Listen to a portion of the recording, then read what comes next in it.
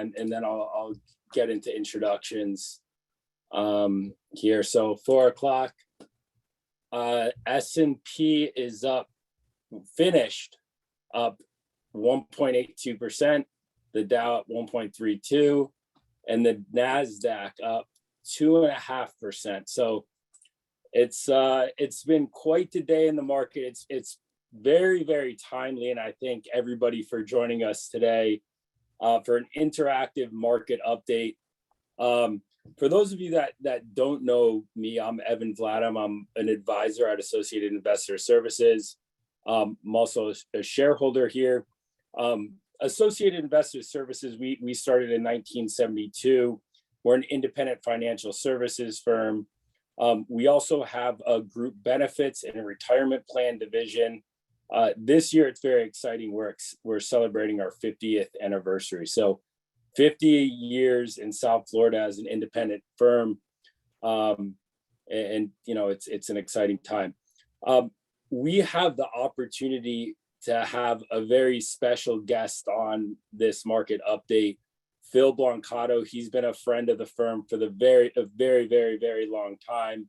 He's going to talk a little bit about the market, the economy, and the Fed decision today. He is a New York City-based money manager. Not only is he a friend here, he's the president and CEO of Ladenburg Thalmann Asset Management. He's a well-known name in the investment industry. I'm surprised we have him here because he's been on CNBC. He's been in the Wall Street Journal. He speaks at industry conferences on many, many topics. So Phil, thank you for being here with us today instead of CNBC on one of the biggest days of 2022 for the market. So just a little update on what to expect from this call. We want this to be as interactive as possible. I believe everybody who's joining via Zoom sees a Q&A box, so please feel free to ask your questions. The questions will be answered. We'll make sure we leave some time at the end of the session. So if you want to get questions in now or at any time or towards the end, we'll try to get to all of them, or as many as time will amount for. And with that said, let's get right into it.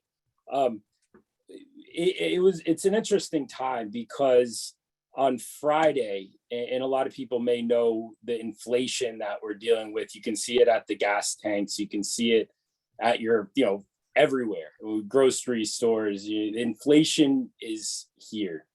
On Friday, we had a read of inflation come out, and it was at 8.6%. It came in hotter than expected, and it surpassed the expectations that many were anticipating. It was actually the highest increase since December 1981. Today, the Federal Reserve announced that they'll raise rates to 75 basis points. The market was expecting a 50 basis points hike. The last time the Fed raised 50 basis points or more than 50 basis points, it was in the 1990s. What was interesting is I mentioned, I gave a little rundown of where the market closed today. The S&P popped over 1.5%. The announcement was at 2 o'clock. Still though, the S&P is down roughly 20% year to date. We're in bear market territory, but I want to highlight some good news when the markets are in, or the S&P 500 is in bear market territory. It's some interesting data from the Dow Jones and Barron's. For longer term returns after falling into a bear market, they're positive. The returns are positive after the S&P 500 is in a bear market. Since 1950, the index has been higher 75% of the time, 3 months after the S&P 500 fell into a bear market. And we're in a bear market right now, even though we touched it once. Now we've been in it for a few days. Then another stat, it's also the S&P 500. It's been positive 75% of the time a year later, with an average of a 17% gain. So Phil, I'm gonna leave you the table here, but I want first your rapid reaction. Do you think the Fed made the right choice today with that 75 basis point hike rather than the 50-point hike, which everybody was anticipating? I do, but and I'll go one further. There's been so much talk about how the Fed's been late, and I would disagree. I would disagree because I think the Fed has done a pretty miraculous job. They get beat up for inflation being hot, and I don't know that that's terribly fair. The price of oil is not directly correlated to what the Federal Reserve does. The supply chain can't be fixed for what the Federal Reserve does. What the Federal Reserve can do is try and bring down inflation by slowing down demand. And that's what they did today. And that's why the market applauded it. What the market wants to see is the Fed combat inflation, bring it back down so the pressure comes off the consumer. And that's why you saw consumer related stocks really rally today, the cruise lines, the hotels, the airlines. So I expected 50 basis points. And by the way, a basis point in our world, everybody, means 1.01 of 1%. So 50 of them make half of 1%. 75 of them make 70.75 of 1%. We use that term, and maybe some of you have never heard, what's a basis point? It's basically half of 1% is what we're trying to say when we say 50 basis points. 75 basis points means 3/4 of 1%. And my point is, I expected 0.5 or half of 1%. And for that reason, I am impressed that the Fed did something we didn't expect. They panicked a bit, and they panicked a bit because they tend to have wanted to telegraph their moves significantly. Every single time we've seen them out on the press, they've tried to let everybody know what they were planning on doing. And this time around, they were signaling, not but just till a few days ago, that they were going to go half of 1%. Friday's inflation data, as you mentioned, Evan, really spooked them. That what they can't have happen is inflation spill over into everything else besides gasoline and food. Right now, it's been pretty much contained in gasoline and food. Outside of everything else is relatively stable. We've seen some prices increases in airlines, and we've seen some price increases in hotels. But for example, lumber, if you went to buy lumber today versus a year ago, it's 70% cheaper. So we've seen car prices come down by 50%. We're seeing there are places in the market where prices have come down. And for that reason, what the Fed is worried about, is there a spillover effect, or do we get something called stagflation? Stagflation is an environment where growth slows or goes down, which is already happening, and prices keep pushing higher. Stagflation is 1970s, but the difference between today and the 70s is quite significant. 70s took 5 years to get to that moment of really runaway inflation, to a great degree stagflation and very high prices. This is just a few months. And for that reason, I think what the Fed is doing is being cautious and patient. But today they reacted. They reacted to what happened Friday, and that's why the market closed so much higher, assuming that the Fed's going to do whatever it takes to keep us to try and rein in inflation here, which is the number one cause. And by the way, behind the inflationary scare, the number one thing that the Fed is trying to do is navigate a way to bring demand down without causing a recession. And we can get into that a little bit, why I don't think we're going to get a recession. But to answer your question, not a bit of a surprise, but I think somewhat reactionary to what they saw on Friday. Long term, tell me what, and this is you, like, expand on this, and long term, what do you think this period that we're in now means for the economy, means for the market, means for portfolios, the consumer, just the full picture? What type of impact does today have on? Well, if you pull yourself back for a moment, today's impactful because inflation hurts, right? When you go to the gas pump and it costs you more money to fill up your car, it hurts. So let's just do some fun math. Let's say you make $50,000 a year, and you did that in 2019, which was basically the nationwide average about 55,000. But let's keep the math simple. Most of the country of people who make less than $75,000 a year work in service-related industries. Not all, but quite a few. And in most of those industries, you receive the raise anywhere from 8 to 15%. Let's just keep the average simple. Let's call it 10. So let's say you worked in a restaurant. You've probably heard of them, all the stories about busboys and dishwashers and maids and so on that are making these significant bumps, and they hurt.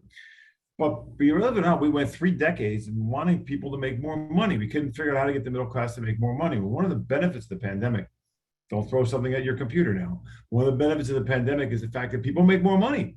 We took about 70 million people and lifted them up to a new level of income. So if I look at that and I say, what's 10% of $50,000? Well, that's easy math. It's $5,000. What's the average family spending because of the inflationary scale above and beyond where they were the year earlier, about $3,000 more a family. So let me think about this from an economic standpoint, pulling myself back. Assuming we can get inflation under control and we get to a normal wage cycle where we don't keep giving 10% raises every year, well, then what we have is a really healthy consumer because they're making $5,000 more than they were, and maybe it costs them $3,000 more temporarily. So they're still net ahead of the game. They're still making more than it's cost to live. And then add to that, we're seeing retail sales actually still up anywhere from 8 to 10%, depending on sector year over year. This last month, actually retail sales came out today, and they were flat pretty much, down a little bit, but still quite strong year over year. So what it tells me that we're outspending inflation. Critical point. If the consumer continue to hold on here and hold on with the way we spend money on this time of the year with leisure and travel and restaurants and tourism, and we get through this summer cycle, then what happens is inflation starts to cool by the fall because of what the Federal Reserve is doing. Assuming the price of oil begins to come down, the president, it seems like he's trying to do some things here to do that, as well as the Saudis and even to a degree, alternative energy. And I'd go, some of it's seasonality. We use the least amount of oil in the month of September, October, November. That in of itself will put downward pressure on it. So assuming we kind of line everything up here, the consumer benefits from this cycle of inflation because they're going to get a wage increase. You don't ever take money back from people. You let them keep that wage you gave them. But think of the scenario where we go back to 2% inflation, which is the Fed's target, but they got a nice 10% bump. Well, guess what? We just lifted a whole bunch of people into better, stronger consumers who pay more taxes and a stronger country. So in the long-term picture, this isn't a bad thing. Short-term, I get it, folks. I know it hurts. But these things don't last forever. The 70s didn't last forever. The early 90s didn't last forever. Whenever we've had an inflationary spike, it's gone away within 12 to 24 months, sometimes 36, but generally the Federal Reserve gets their hand around demand, slows it down. $1 million question, are they so aggressive that they push us into a recession? And I'm going to say no to that. And I'll show you a couple slides as to why I don't think that's the case. I'll hold off on that. Did I answer your question? I think I did. Yeah, no, you did. So I know when I saw you in Sea Island, that was your pitch. Hey, can the consumer keep outspending inflation? And since then, I mean, I've been keeping an eye on this, and I've been quoting you on this. And this was in May. Have you seen numbers where the consumer continues to outspend inflation? Yeah, in fact, just this month alone, we saw the retail sales data come out. Now, there's a big portion that's the price of gasoline. So if you take the price of gasoline out, retail spending was flat month over month, but still up 8% year over year. Inflation's running at 8%. So we're spending at or slightly above the rate of inflation. Because if you look at core inflation, it's running at 6%. Headline inflation, which includes food and gas, is at 8%. So we're growing, we're spending at 8%, and inflation's costing us 8%. It's a net wash. Now, long term, we have a better, stronger consumer because of this. And for that reason, I think we should be optimistic about the long term. Recessions come, they happen from time to time. You just don't normally get recessions when you've got, think of it this way, folks, 11.5 million openings in the marketplace today for new jobs. We've got only 3 million people looking. That leaves the better part of reality, about 5 to 6 million jobs that are open. We need to find people for them. We need labor. We need folks to move into the United States and take those jobs. But even if we got a mild recession, what a mild recession would do is close the gap between open jobs and people looking. You might see hear some news about, there's some news about the tech companies laying off some people, and there's some noise around some of the other firms Walmart was overstaffed, and so was Amazon. Okay. But in the end, we still have a lot of open jobs. So if anything, a mild recession may not be the worst thing because it would bring down inflation. It would close the gap between number of jobs open, number of people looking. Wages would go back to normal at 2% annual increase instead of 10%. And it might set us on a path to much greater long-term success. It doesn't mean you can't have success right now, by the way. It just means that it's a different economic environment than what we're normally used to. Yeah, and it's interesting because, I know we just ended earnings season, and we're looking at another quarter of earnings coming up. The inflation, it's been more persistent than a lot of people have anticipated. How do you think this upcoming quarter, earnings will be? Is it going to start eating away? Because I know, you've seen revisions, you've seen some of these companies starting to say, when they're making announcements, they're concerned about inflation and passing on some of these to the consumer. So You've seen a lot of that volatility. So what are your thoughts there? From Excellent question. Very good question. So let me go forward a little bit. Take one step back. If you look at last year and the year before that, the reason why the stock market did so well was we had earnings that far outpaced what the market expected. In fact, last year we had corporate earnings growth of 45%. The problem, and I would argue this all day long, and I believe it or not, when you asked me about TV, I was on a TV at 2:00 today, right at the Fed hike. So allowed me to be on with you all. So I got my chance to get my 2 cents in there. What channel were you on? Today was Fox Business. Tomorrow, I think it's CNBC. All right. The interesting part about it was, when you think about earnings, traditional normal earnings are 9%. So what we saw this year, the reason why the stock market sold off is we went from 45% earnings growth to 9%. So in that process of slowing down, the market sold off. And the reason why, folks, to be quite honest with you, the stock market was really quite expensive. Just think for a minute. If you look at even right now, as of today's close, the stock market over the last 3 years, 5 years, and 10 years is still above trend on historical average returns. Historical returns are 8%. We're still trending at about 11.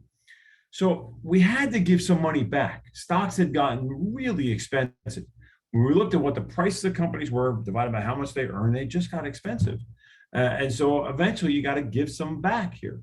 So stocks had gotten too far ahead of themselves. And the bond market, as much, if not more so. So this year has been representative of things going back to normal. And normal is not fun.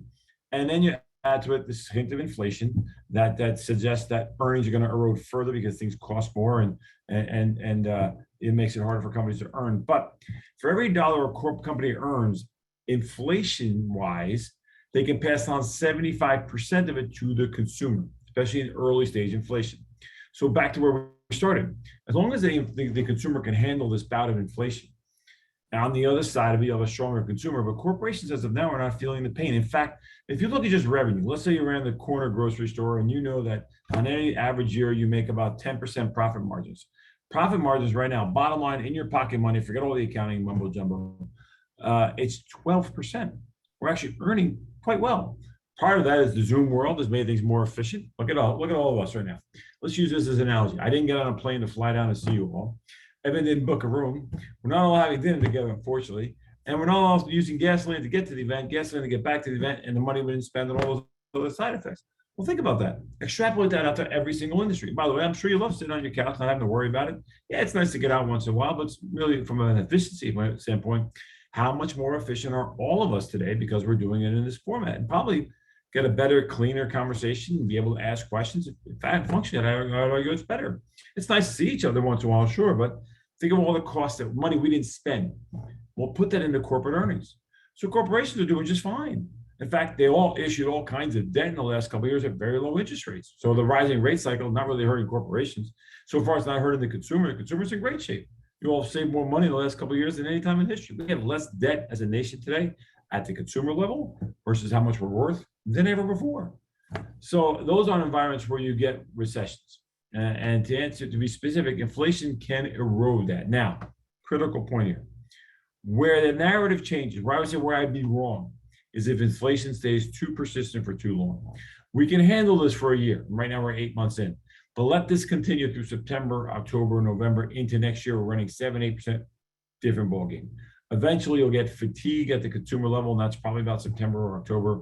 You'll get fatigue at the corporate level in earnings, and we really tumble on the stock market. So far, this is a mild correction. Down 20%, they're happening, folks. They happen all the time. It's good. It gives you a chance to buy stocks cheaper. But if you really get where I get really get concerned is if we had to have significant runaway inflation for an extended period of time, upwards of, a year and a half, 2 years, and then that would be a different ballgame. I just don't think that's the case. I'll give you one good reason why. Today, we all use as people 25% less oil than we did back in 1980. So you look at the amount and what it costs us for oil, and think of it this way. What did gas get you back in 1980? $5 a gallon. What does it cost today? $5 a gallon. So here we are 40 years later, and the price of gasoline, while it's not at all-time highs, you make a heck of a lot more money today than you made in 1980. So the percentage impact on your budget, not nearly as severe. We don't like it, don't get me wrong, but not nearly as severe as it was back then. And I think we've forgotten that. And for that reason, I think we could argue that we'll get through this bout of inflation earnings will hold on. And the process of going back to normal means the stock market had to go back to normal growth. And that's why we had this hiccup here where the market's selling off and creating some pain. You mentioned something on persistent inflation, and that may be one of the reasons why we saw that hike today, so we wouldn't see persistent inflation. So Correct. I mean, I know you don't know, I know we don't know, I know nobody really knows, but the Fed. What do you think the Fed has to do so there isn't persistent inflation? Are they doing enough with this 75 basis point hike? Do they have to keep hiking, or are they going to have to move to 100? And at what point does, like you said, at what point do these rates start really eroding earnings, borrowing costs, and everything like that? Is that any concern? Or what are your thoughts? It is, except it's not the Fed. The misnomer is, so that what's the number one cause of inflation? Well, there's two right now. One, there were and are too many dollars chasing too few goods. Okay, so the Fed can slow down demand, and that's the process that's happening right now. And you're seeing some of that. You're seeing housing prices come down a little bit. You're seeing that wane a little bit. You're seeing the job market begin to slow down a little bit. You're seeing that come down a little bit. You're seeing, retail sales being flat month over month is fine, but it would have been up if this wasn't as expensive as we would expect it. So we're seeing the beginnings of economic data suggesting that the Fed's actions are working. We're starting to see demand start to soften. Okay, so that the Fed can have an impact on. But they want to be careful is they don't want it to soften so much that we fall into a recession. So I think they're going to go pretty methodical. Today surprised me at 75. I think that number from Friday really spooked them. We had something else that come out today called Producer Price Index, PPI. The stuff it costs manufacturers to make stuff, still running at near all-time highs. And then export prices also running a significantly higher, and in some cases up 20% year over year, sending stuff overseas. We are exporting inflation to other places. So it's still hot, and that's what spooked the Fed. They want to slow down U.S. demand. There's already arguably a recession beginning in Europe. There's not one beginning here yet. I was on TV with another gentleman, and we got into a bit of an argument on national TV about he suggested we're in a recession, and I thought that was an inappropriate comment. We're not there yet, and not with the consumer spending like this. But you said something that's quite important. What will cause the pause? What will make the Fed pause? By the way, the stock market will really rally when the Fed says, okay, we don't need to hike anymore because we're seeing the beginnings of inflation coming down. So what will cause the inflation to come down? Well, one is demand, and they're starting to affect that. That's why I think they're going to be methodical. They don't want to force the slowdown because then that's a recession. But the other one, squarely, and I'm going to give my caveat to this. I'm not a political person. I don't care who runs the White House. I don't care who's in Washington. I need to make people money based on what Washington does.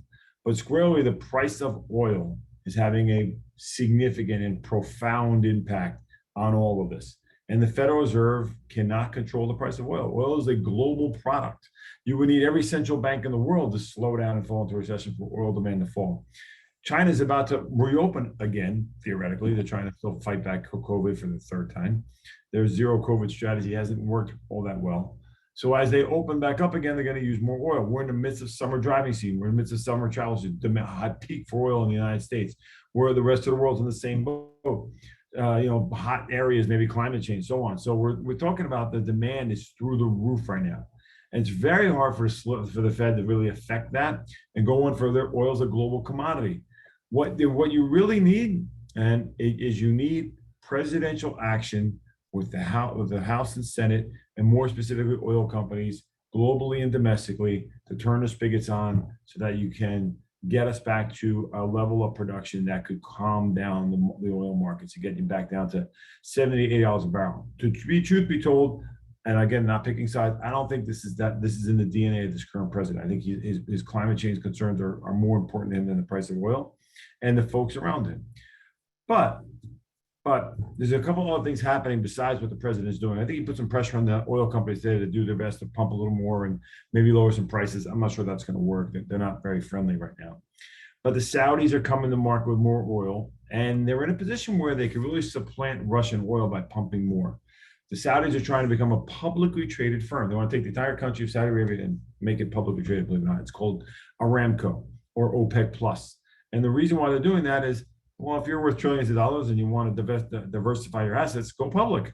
Well, they want to be public in the United States. They want to be public all around the world. Be the biggest publicly traded company in the world. And when you do that, you want to show really good revenue. So I'm going to guess the Saudis are going to be willing to pump some more. The president's going to jump on a plane and go there next month, assuming they're going to find some way to turn on the spigots. Venezuela is now pumping more than they've pumped in a long, long time. They're considering lifting some of those sanctions as well. And then more importantly, you're looking at the United States selling liquefied natural gas to Europe, which should bring down some of the nat gas pressures as well. That's happening by bringing liquefied natural gas ships to the shores of Europe. But the big one, seasonality. Just get me to September and let the summer driving season end, let the vacation season end, let the cooling season end before we get to the heating season. The best month of the year is September, followed on by October, then November, when we use the least amount of energy. Well, if I'm right that this, and don't forget, we got an election coming up, right? So, well, I'm going to assume that the current party that's in power is going to want to maybe pull some levers to try and bring down the price of oil. You get a modest curtail in the price of oil. Get yourself back down to $95 a barrel, maybe $90 a barrel, ideally 85. The Fed gets a reason to pause, stock market rallies, interest rates go back down. The process of beating inflation has begun. So that to me is the course we're on. I could be wrong, and I will be wrong, if in fact oil doesn't come down and stays persistently up in this $120 a barrel. So I don't think Fed action can affect, even a recession won't necessarily affect the price of oil in the United States. So that's the big question mark. That's really the only question mark. So Fed action today, good for them. The market thinks they got it right. And I had argued up until now, we would have been in a depression if it wasn't for what they did during the pandemic. They went a little too far. We didn't need that third round of stimulus for sure. And now that's why we have too many dollars chasing too few goods. But the supply chain is healing, not completely, but it's healed a bit. Watch, folks, here's a fun one for you. Watch when you go into Target, Walmart, and some of your big box retailers in the next 30 to 45 days. You're going to see lots of sales because they got too much of some stuff and not enough of other. But stuff they have too much of, they need to sell. And we stopped buying regular goods because we bought most of what we needed. No, and it's interesting. And I mean, you saw that at a Target. I mean, what they said. So there's a few companies and the retail end that already said they did that. I know you had a couple of slides that you said you may want to show. Yeah, I want to show some fun stuff. Go ahead, I'm sorry. And before that, I just, again, portfolio positioning is big. So I definitely want to touch about that. But one thing that I think some clients may be interested in is the bond market, because I mean, the bond market's never a fun thing, the exciting thing, but the bond market, and you touch on it, it's been really interesting this year, because in most cases you look at bonds for your ballast, for the safety, but you had bonds in, depending upon how long you were looking out, how many years you were looking out with the duration, you had some bonds down further than equity. So what are your thoughts on bonds, and what are your thoughts on the 60-40 type of portfolio positioning? Well, I have actually someone also on that as well, but Okay, simply enough, bonds after 40 years are not a fun place to be. They weren't a fun place to be last year, and not a fun place to be this year. You lost money last year, depending on the type of bonds you're in, 3 to 5%. And this year you're down as much as 10 to 15%. And the reason why is after 40 years of interest rates going down, well, now they're going in the opposite direction. The way bonds work, they're a seesaw relationship. As interest rates go higher, prices go lower. Here's why. If I bought a bond 6 months ago and that bond yielded 3%, keep it simple. A new bond gets issued today and it's yielding 4% because the Federal Reserve pushed up interest rates. Which one would I rather own? I'd rather own the one earning 4%. So to make the one from 6 months ago as valuable as the one I'm being issued today, it's got to lower its price. So its price comes down, making its yield go up. So now when I look at the two, they're similar. And that's why prices are inverse to interest rates. So what's happening in the bond market after many, many years of interest rates going down and down and down, as the U.S. economy has slowed over years and we've calmed down in interest rates, we've gotten really impressive technology with your phone that makes us more efficient, and all these things that make us a more efficient country, especially demographics. Older folks who have the bulk of the money spend less, or a service nation rather than manufacturing. A lot of things have caused interest rates to go down for the last 40 years. At this point, we're in a scenario where interest rates for after a long, long time are going higher. So you're feeling lots of pain, but it doesn't mean you don't have to. You said something really, really important.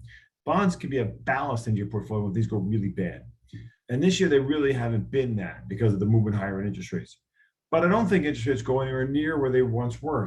6, 7, 8% return on 10-year US Treasuries. There's probably folks on this call that were around in 1980, bought a mortgage and paid 15, 16%. That's not the kind of long-term inflation environment we are in, because I think we have levers today to fix this before it gets out of control, which is what's happening right now. But it does mean that you're going to lose some money in bonds for a while. It doesn't mean you don't own them though. Just you know, different types. Short duration bonds, bonds that mature in less than 1 to 3 years, are bonds that have lost very little this year. Floating rate bonds, bonds that pay you more interest rates as rates move higher, and asset class is actually up on the year, depending on the type of you own. You can own things that pay you big dividends, as in a proxy to bonds, like stocks that pay anywhere from 3 to 5% dividends. Those are actually up on the year. You can own preferred securities that are down half of what the S&P is down. They tend to act a bit like an equity, will pay you 6%. So 60-40 may not be 60-40 anymore, 60 equity, 40 bonds. But you might still want to be 60 equity and maybe 20 bonds and 20 other stuff that allow you to weather the volatility that's happening out there.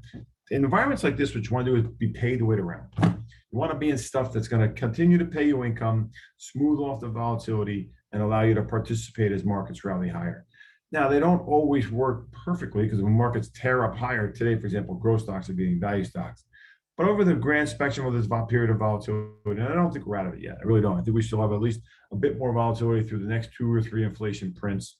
July, probably another bumpy one. I think the first time we get a real sign of life in the equity market is September.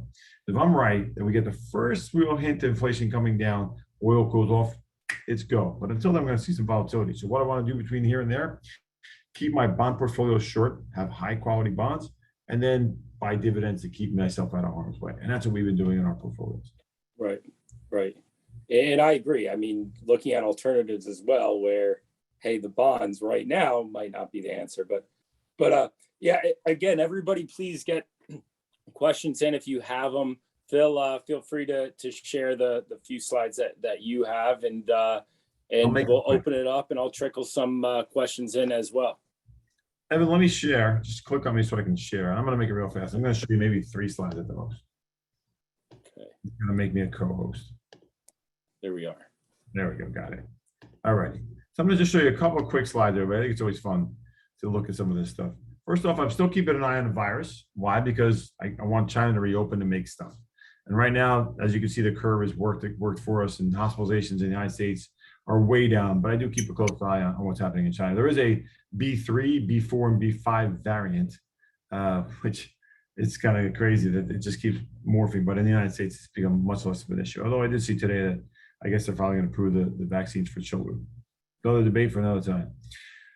Forecasts. We still think the economy is going to slow. So the reason why I think long-term, the United States does not have to fight inflation is we went from 6% growth, and we're going to go back to 2% growth. And 2% growth means we have 2% inflation. The reason why we go back to that is because as the Fed drains out the excess money they put in there, and the demographics of the United States, plus the technology that we have, which are very deflationary, we get to a normalized environment. And that's that process. That means in the portfolio, what we do today versus what we're going to do 3 months from now, 6 months from now, and a year from now are very different. So the process of growth moderating, not only is it low inflation, it changes the mix of the portfolio. But one thing here, consumer spending matters. I'm going to show you a quick chart on this. I haven't seen this chart. Why I'm still bullish on the economy is really just this chart. If you look at that gray chart on the right, for all that you're worth, and this says Q2 2021, actually through Q2 2022 now, through the end of this quarter, we're seeing for all the assets that you have net worth, based on the debt that you have, it's the lowest ratio since the early 1970s. So what we're seeing is households are in excellent shape. Lots of cash available. They've been financing their debt for very low costs, gainfully employed, earning more money. And it's due to the strength of the U.S. consumer that I'm still bullish on the equity market and think it's just a matter of time for us to get through this. So I don't want to spend a lot of time on this. Labor market we've talked about. We still have projections that inflation will moderate. You heard from the Federal Reserve today that they expect inflation to end the year somewhere around 5.3%. We would agree with them. We actually see this moderation coming in here. You can see by the end of the fourth quarter, it comes in at 6%. So I'm still a little bit more aggressive than the Fed, but I think those are the signs that are going to take the market much higher as the Fed begins to stop hiking rates because they get any modest change in inflation. And then finally, I can't help but tell you about this. I mean, Evan hit the hit on this. Those red dots show in any single year how much the market can go down. And in most of the years, it's really 85% of the time. In fact, the best days in the market come after the worst days in the market 85% of the time. But if you look at the S&P, its average return just over the last few years is close to 12% since the 1990s. But notice how many years we were down 34%, ended up 16 in that year. This year, down 19, ended up 0. This year, down 30, all the way down negative 13 by the end.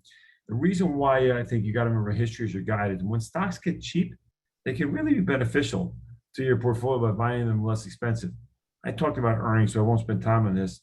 This is why I'm more optimistic on the market too. We look at price to earnings, how much the company's worth divided by how much they earn. And right now, believe it or not, they're still not inexpensive. They're still trading at a 3 and a 6% premium. If I had showed you that in January, it would have been a 50% premium. So the stock market has healed itself. Evan mentioned bonds. These are all the positive years of bond returns. Last year, we lost money in 2021, and we're going to lose money again this year. As rates rise, the bond market isn't exactly a safe haven. So for that reason, there's still ways to use them to protect your portfolio, but not what they want to. One comment on the municipal bond market, by the way. The municipal bond market is a very unique and different market. Those of you like tax-free investments, I can't think of a better time to go out and buy as many municipal bonds as you can.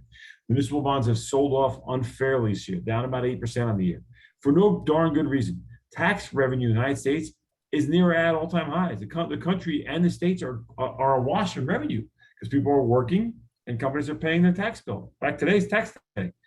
So if you like municipal bonds and you want to buy them cheap for the first time in a long time, this is your opportunity right now. It's a great buy in the marketplace. And then finally, Evan hit on this too. The history of rate hikes, every time we started a rate hiking cycle, 12 months later, the market's positive. So what does it tell you? This is a buying opportunity, not a selling opportunity. One other way to look at it, when you think about corrections, the average correction lasts 4 months. Look at the duration of these corrections. This correction started, call it ended mid to late January. So we're February, March, April, May, June. We're right about in the middle of it here. So we have some that have gone out as far as 9 months, most about 6 to 5 months. And then when you think about a recovery in those time periods, it doesn't take long to recover. The amount of time it takes to recover generally is going to be anywhere 4 to 8 months as well. So we have an opportunity to recover quite quickly after the correction ends. And even and Evan hit on this just quickly, if you look at what the market does on average, 6 months after a correction, we're up 6%. 1 year after, up 13%. And that's 76% of the time. Go one further. If you consider this a bear market, I'm not willing to call it a bear market yet. In every single bear market except for 3, look at the double-digit returns we've had going back to the 20s. So the market history is very much on your side. And Evan touched on something on my last slide, and I'll stop sharing. What do you do when your 60-40 portfolio doesn't work? I mean, this gives you an idea. We've had lots of volatility in the marketplace because of that 60-40 portfolio. The yields on the rise, the stock market going down. Since we talked a little bit about it, what do you do now? Look for other ways to make money, and specifically that means that you're doing other types of investments in the portfolio to try and help mitigate the loss, whether it's owning dividends or keeping your bonds short. So I wouldn't panic about today. Certainly we saw the market react quite favorably to what the Federal Reserve did. Stocks are now cheaper, much cheaper than they were, and the bond market eventually will level off. Before this year's over, it's going to give us a chance to reposition the portfolio and change the way the structure is to change the way the market's going. So for today, earn your dividends, be safe in your fixed income, buy stocks because they're cheap. Maybe 6 months, a year from now, we switch from dividend payers to growth stocks, and we actually add long bonds because interest rates start to go down, not up once the Fed stops hiking. Only stop there, Evan, to see if there's some questions we can pick up. Yeah, we do have some questions, and it's great that you're positive, and it's refreshing that you're positive in this time when the market's down like this. So it's nice. It's refreshing. Here's one question. How should this affect the real estate market, the interest rates hikes, commercial and residential? It's a really good question. Real estate's really taking it on the chin. As rates go higher, the cost of building gets more expensive. Generally, most buildings have are rate kickers in them, so that as rates push higher, they can increase rents relatively easily. The buildings are empty right now in most places in the United States. In New York City, for example, they're still only 40% occupied. Now we're seeing the city come back to life, but nowhere near where it once was from as far as occupancy in buildings, rents through the roof. So what I think for the real estate market you're seeing here is a course correction because of higher rates. You're seeing in the retail market for homes, but not a lot. Remember, prices of unsold homes and new homes, depending on the marketplace, are up anywhere 20 to 40% in the last year. We hit all-time highs in the price of new homes and used homes, and no one seemed to mind. So if we're going to give back 5% or 10%, I don't think that's a big deal, considering we're up 30 to 40% depending on the market. Now, commercial real estate is a little bit different. I think we've got to figure out what the commercial real estate world is going to look like. So I'm not a bull on commercial real estate, but I'm also not a bear on housing. I think you're going to suffer your ills here, but you do get a nice dividend, and you felt a lot of pressure there. I think you could add to real estate the moment we see the potential for the housing market, for the interest rate cycle to begin to slow down. And we're not quite there yet. So as rates push higher, you'll get more pain in that market. But on the other side of the rate cycle is going to be an amazing time to buy real estate again. And I'd even go so far as to say corporate real estate as well, because they're going to be much cheaper. So not the best time as of yet. But there's been a lot of talk about a housing bubble. That is not the case at all. If you look at the last 7 years, really 8 years, we've only built around 750,000 homes per year. We need to build 1.5 million homes per year. So the sale of unsold homes was got as tight as only 2 months supply. Normally it's 6 to 8 months. Now recently it's pushed back. We're seeing the supply of unsold used homes go back to 6 months, and that's where it should be. By the way, but the millennial generation is now buying homes, starting families, and the boomer generation decided they don't want to leave their house. They're not moving into assisted living facilities. Look at the real estate in places where are tax friendly, like Texas and Florida, Arizona, Idaho. Incredible population shifts based on taxes and based on the fact that people want to own homes. So I'm not in the camp that we're going to see some massive correction in housing. We do not have significant delinquencies. We had, due to Dodd-Frank, we saw folks come in with much higher credit ratings. People are gainfully employed. They're paying off their mortgages. That's not the case so far. So a correction in housing, yeah, okay, maybe 5 or 10%, depending on marketplace. But a bubble, no, I don't think it's the case. Corporate real estate's a little bit harder to figure out right now. I know this one we have to answer carefully, but there's a question of thoughts about cryptocurrencies and an unspecific electric vehicle makers over the next year or so. Well, look, I'll talk specifically about Tesla. And Tesla to me at 1,200 was the greatest short in the marketplace. I didn't like the company. It was just priced too expensive for the number of cars they produced. If you just do some fun math, if you took the market cap of Tesla, and then you took the market cap of GM, Ford, Chrysler Fiat, Mercedes, and BMW, and rolled them together, Tesla was worth more than all 5 combined. That doesn't make a lot of sense to me. Now, look, I get they make the coolest electric car out there, no doubt about it. But when you have a choice to buy your electric car, and you've got at least 10 other companies that are going to produce a pretty darn good car, I'm going to think that new Volkswagen is supposed to be exceptional. But let's just assume that Ford and GM all do a decent car, and maybe not as cool as Tesla, but it may be half the price. Their market share gets pressured. Now, supposedly they've got sales booked for the next 5 years. Great, awesome. And that means their stock's probably worth about, I'd say maybe between 500 and 600. I'd be a buyer at 350 to 400. I am a seller at 800. I'm not a fan. And I just think you got the competitive marketplace is going to eat into their market share. And the stock was too expensive. Down here at 660, okay, a bit better. Cryptocurrencies, not a lot to say there. I'm not a fan. I think the crypto marketplace is an interesting one. It'll never be a currency. If people think it's going to be a currency, I don't know how you get to that thesis. And the reason not because it couldn't be. I'm not suggesting it can't be. Probably you could create some regulations and technology and so on. It's because there's not a single country on the planet, other than maybe El Salvador, which is kind of a goofy place to have cryptocurrency, but that would, any developed country, that's going to want to give up on their own country's currency. Why? Because it gives you the ability to manipulate your interest rates, manipulate the number of dollars in circulation, and increase or decrease the money supply. There's no country in the world that wants to give that up. And by the way, it allows them to be able to limit or deduct, reduce the amount of fraud that's in the system. Can you imagine if the dollar ever went crypto? One, you'd eliminate all black market, you change fraud, your tax system would change completely, and the federal government would have control inside of every single dollar you own. I'm pretty sure there's gonna be a lot of people pushing back on on their privacy concerns about giving up cash currencies. So I don't think that from a privacy standpoint it's going to happen. But certainly, you're telling me the United States government is going to give up being the biggest currency in the globe for Bitcoin? Yeah, that's not going to happen. Now, on the other side of that, if you said it's great for commerce, all for it. I actually read a piece recently about how it could change the medical industry profoundly. That every piece of medical information about you, your life, and everything is your conversation you ever had could go into the blockchain, accessed by any doctor in the world, unhackable, and allow you to visit any country anywhere in the world, and someone could pull up your medical history just like that. Well, that's pretty cool. I could see that. The idea of transactions going at light speed between one corporation and another, that's pretty cool. I could see that too, but I can't see it becoming a currency. But you're already seeing the federal government push back, as well as China and other places saying that that's not going to happen.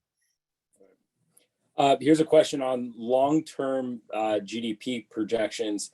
So long-term GDP projections relative to the population growth numbers. What do you think about policies relating to immigration that could help GDP numbers in the future? Oh gosh, I couldn't agree more. If you want to talk about a hot button for me, I am passionate about immigration. First, I'm a son of an immigrant. My mom and dad are both from Italy. I would say I'd prefer legal immigration over illegal because you just got to make sure people in the system, taxes, by the way. But in the end, the reality, one of the major reasons why we are able to survive and strive as a country is because we have positive population demographics in every year except for last year, COVID. Now, it's important because if you look at where my mom and dad are from, Italy, it's shrinking. Every year they have less and less people. So that's a house of cards. You got a bunch of old people on top of your demographic period and very few on the bottom. Well, the few on the bottom can't work enough hours to create productivity, and they can't generate enough tax to pay off what the old folks need. So the country collapses and slows down into a very slow, anti-productive growth, which is why in Europe they have negative interest rates. Can you imagine up until recently, it's just about to change. If you took out a mortgage in Europe, you had to pay back your principal payment. The bank gave you back your interest payment because the interest rates were negative. So that doesn't make a lot of sense, right? It's because they have terrible growth there. They're about to fall into a recession again because they didn't grow out of COVID the way we did. So in that sense, positive demographic. Look at Japan. Japan is rapidly closing in on the average age of 60 years old. They gave up on trying to get the folks that live there to have more babies. Their new policy is print more dollars. Maybe they'll figure out to feel more rich. And maybe when people feel more rich, they have more babies. To a degree, that's true. I mean, in Italy, the soccer team, which I'm a passionate fan of, is terrible because there's no babies that play soccer anymore. It's not good. I need Italy to do well in the World Cup, and they're not even in it. My point is, immigration is, to me, it's a hotbed issue. I wish we could solve it. You want all levels of them, folks that are going to work in the industries as a service, and whether it's farms or hotels or so on, and then you want PhDs and doctors because immigrants tend to have families, tend to have babies, they're productive, and you need them. It's critical for our to be in the pole position of global economics, to be able to control the global currency and be the biggest economy in the world is terrible. By the way, you know what country, quick last point on this, has terrible demographics as well? It's China. You got 1 billion people that are all going to get to the age of 60 just about the same time, by about 2028 to 2032. But what do you do when they got 1 billion people at 60? They're not going to work as hard in factories. You better convert to a service-based economy. Why are they so aggressive in some of the rules they're trying to do? We want to get to a service-based economy before it's too late. Great question, though. Interesting. It's interesting. All right. So here's another one. How do you feel about gold as a part of a portfolio now? Gold used to be this really cool asset class that you could use as an inflationary hedge. But a weird thing happened along the way. I think how am I get this? I always say this word wrong. The digitization of the stock market or commodities, specifically gold, meaning there are ETFs that have been created, one specific called GLD, that gives you the ability to buy and sell gold as quickly as you want. Well, many years ago, that wasn't possible. You physically had to buy the bullion. And the reason why it was inflationary hedge, because there's only so much gold on the planet. So as inflation went hotter, because there's a limited supply, it pushed higher. It's a bit like the modern day Bitcoin or the old version of Bitcoin. You really can't figure out what Bitcoin's worth. I really can't tell you why gold's worth anything other than wearing it as a piece of jewelry or a little bit in manufacturing. Why is it worth anything? Just because of the limited supply of it. But traditionally, it's got a hedge of inflation. Well, that changed when ETFs allowed gold to trade like the stock market. It lost its inflationary correlation. and it doesn't act nearly as inflationary as it once did, which is why you see gold was down for most of this year, and I think lately it's ticked up a bit here. You buy gold if you believe every currency in the world, or the biggest currencies like the dollar, are worth nothing because of the limited supply of gold. I guess you could ask that that's a doomsday scenario. I'm not much of a doomsday person. I don't understand those theories really. To me, it's no longer an asset class I would use. There's other ways I'd rather hedge the market with option strategies rather than buying bullion or something that's going to trade too much like a speculative investment. So looking forward, and more about portfolio positioning, technology has taken a huge beating. Yeah. Value relative to tech has held up. And for those of you that don't know, values like the industrials, financials, things that, where do you see for the next 6 to 12 months having that upper hand? I mean, we just see it today, how technology took off more than the value side of the market. So how do you position value or growth for the next 6 to 12 months? Don't overweight value. And value is no longer really inexpensive. It's gotten a bit expensive, not nearly as what growth was. But certainly I want the dividend. I want to be overweight dividends. And the reason why is I want to earn income in the portfolio that allows me to kind of live through these periods of high volatility. For all we know, we'll wake up tomorrow and the market will be down 300 because somebody makes a comment out of the Federal Reserve meetings that no one likes. So these periods of fragility, which are based on weakening economic growth, high inflation, and the Fed being in play here, or being slowly getting out of the way, but still too much of the narrative, are creating this volatility. So what do I do in times like that? I want to earn income. I would say for your own personal sphere, where do you do your shopping? This summer, where are you going to spend your money? Are you going on a cruise? Buy that cruise line. Are you going to fly to Italy? What hotel are you staying at? Are you going to go shopping? What store do you shop at? To me, where the consumer spends their money now is where you're going to make money. Unfortunately, you're spending a whole lot of money on gas, and the energy companies are still paying one heck of a dividend. Pipelines and energy companies, they're not cheap, but now I don't own a lot of the energy. I own some. They're not inexpensive, but you get a big dividend.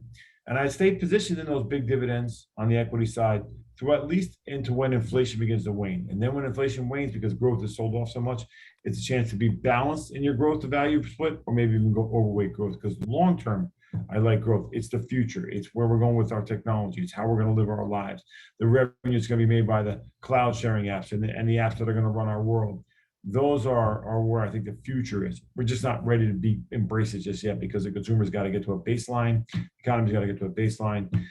Let's not forget, between 2001 and 2013, you didn't make any money in growth stocks at all. So having value in your portfolio is always a good idea, from the idea of earning a dividend and being where consumers spend money. When we get back to a normal environment of trying to methodically grow, you're going to be much more company specific as to which were the ones that figured out the new world economy and which ones haven't. And specifically, I mean, you very briefly touched on sectors, but what sector within value would do you like best at this point? Yeah, I like consumer-centric sector, consumer discretionary. People are going to spend money. I know a lot of folks don't like the financials. I do. Finance companies make a lot of money on interest rates. As interest rates go higher, they make more money on cash balances. Now, there's been a knock on them lately because the thesis is that lending is going to go down significantly as rates push higher. Okay, that's fair. That's accurate. But if I'm making more money by doing nothing else instead of holding on to my cash, then that's a pretty good deal, right? I'm going to get more of my interest rate sharing. Now, the Federal Reserve and the federal government has passed some rules making it a little bit harder on banks to do that. And for every dollar they have in cash, they got to back it up with $1 in assets.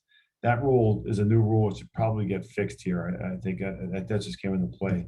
But assuming that gets worked out, the financials are a great place. I don't love utilities here. They tend to get hurt a little bit on rates pushing higher. Energy's still not done. Energy's paying a big dividend. I don't think you get a lot of price appreciation, but you get a big dividend in there. And I like that discretionary world. To go specific down, my gosh, the airlines are cheap. If you're willing to go out and buy some airlines and some hotels, especially the ones that have gotten beat up, I think you can do real well 2-3 years now. You look back and go, wow, what a great buy.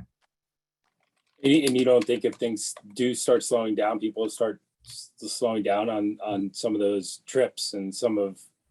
That's the $1 million question. It'll only slow down if inflation doesn't go away. Right. If inflation goes away, then hold on to your hat. The consumer is quite strong domestically and even to a degree globally. And you'll see those numbers stay high. The knock right now, and I'm on the other side of this, folks. A lot of people, you could turn on Fox or CNBC right now. Like a lot of people disagree with me. They're going to say the consumer's at fatigue and they're going to spend a heck of a lot less going forward. And I'm not willing to concede that yet because of the low level of unemployment. Where I will be wrong is if inflation stays too high for too long. But I still like the idea of buying stocks when they're cheap. Remember, buy when people are fearful and sell when people are greedy. So what if you got to suffer through volatility in airline stocks for the next 3-4 months because maybe people slow down in their travel or oil prices stay high? But the second oil prices come down, fair prices come down, what are people going to do? You're going to fly all over the world. I want to be on the bottom of that trade, not on the top of it. Last question. So, or at least from me. So I think we have time if anybody else wants to ask one more question. What's the biggest concern to, actually globally or to the economy? Inflation, the Russia-Ukraine war right now, or China potentially, what they may do, and any thing on that end? I think China's been scared straight about what the rest of the world will do if they attack Taiwan. I don't think that's an issue right now. Let's worry about North Korea. That's been going on for a while. I think that not terribly concerned about that. Certainly, I'm more worried about China COVID lockdown. If COVID broke out there and we had another supply chain issue, that would worry me a heck of a lot more than a war against Taiwan. But far away, number one is still the war with Russia and Ukraine. And it seems like, unfortunately, it's coming to an end that I'm sure none of us wanted to see. But it seems like Russia's on the precipice of claiming victory there. And kind of, I don't know what victory is going to mean. Do they split the country in half, or do they go all the way in back to Kiev and take out the leadership there? What does the world look like on the other side of that war? And economically, what does it mean for Europe? And it goes back to oil. Can the rest of the world, specifically Saudi Arabia, Qatar, North Africa to a lesser degree, and the United States, supplant Russian oil? And if they can, the world will be better for it on the other side. If they cannot, and we're stuck with Russian gas, at least for the foreseeable future, that might be not but the best case scenario. But certainly the war and the global slowdown because of it, whether it's the grains or the energy issues, are top of mind when it comes to the rest of the world. It's not an American issue. What's happening in Russia and Ukraine is not an American issue. You could argue that the oil market has been hurt by what's happening with Russia, but we have our own oil. We have to choose whether or not we're going to use it or not, or if we're going to buy Saudi Arabia or Venezuela natural gas. Now, in fairness, it's not so simple just to say the president needs to do more. Most refineries are still pumping at about 90% of where they were pre-pandemic, so they could pump 10% more. You could use more American oil to do that. But also, there's an initiative to go green because of climate change. So there's a battle to be a war to be waged there as what makes more sense, something temporary or not. Problem is, oil companies don't want to do something temporary when they want to be able. It costs a lot of money to fix an old refinery and turn it back on. They need a break for the next 10 years or something to make it worthwhile them doing it. So this is going to be an interesting narrative to see if oil can come back down, or just do we fall into a recession because the war season and the Fed gets too tight and then that'll bring oil back down. That's the fun part of this summer. I'm going to camp. September is when we know it all. September we'll know what happens with the rest of the year because of oil. We'll know how aggressive the Fed has to be. These elections matter, and hopefully by then there's a resolution in Russia, Ukraine, where they come to some kind of midpoint in all this. Maybe they can find a way to split the country. Oh, come on. Sean Wood said, go Irish. I tell you a quick story. I'm actually at the University of Georgia right now because my daughter is becoming a bulldog, my older daughter. And Sean, our famous buddy Sean here, a former football player, Notre Dame football player. My younger daughter is interested in Notre Dame, so hopefully Sean can help me get her in.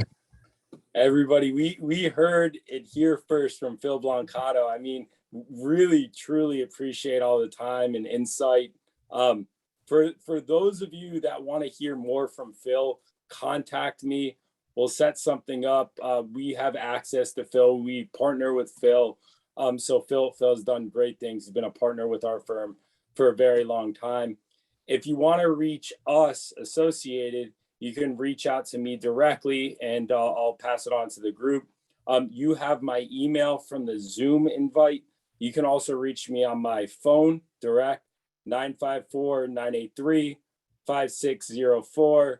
Give us a follow on the social media, the Facebook, the Instagram, and we'll do one of these again soon. Maybe we'll get you in person, Phil, down here one of these We days. can So, drive, buy some food, and spend some money to get there. right. All right, so I appreciate everybody joining, and thank you again for your time, Phil. What time's care, everybody. CNBC tomorrow? When are you on TV? we don't get the exact hit time yet. It's probably going to be in the evening. All right. Look I'll let out you for know. him. Thank you. Thanks, everybody.